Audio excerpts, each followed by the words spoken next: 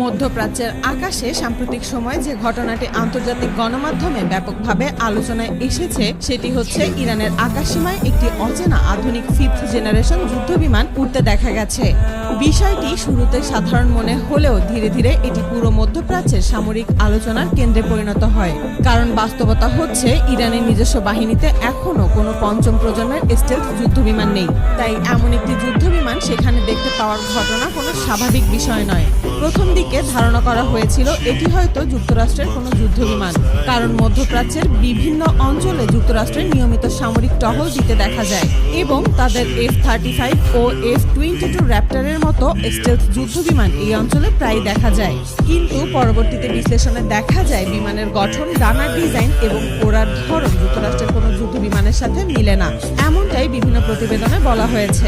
তাই অনেকেই ধারণা করছিল এই ধরনের যুদ্ধবিমান হয়তো চীন বা রাশিয়ার কাছ থেকে এসেছে, কারণ চীনের J-20 এবং রাশিয়ার SU-57 পঞ্চম প্রজন্মের স্টেলথ যুদ্ধবিমান। কিন্তু পুরো মধ্যপ্রাচ্য অবাক হয়েছে যখন বিভিন্ন আন্তর্জাতিক গণমাধ্যমে জানা যায় এই ধরনের যুদ্ধবিমানগুলো কেবল তুরস্কের কাছেই রয়েছে।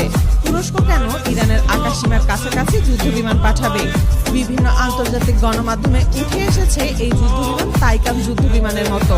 আশ্চর্যের ব্যাপার হলো এটি কোনো সাধারণ যুদ্ধবিমান নয়, এটি তুরস্কের তৈরি একটি পঞ্চম প্রজন্মের স্টেলথ যুদ্ধবিমান।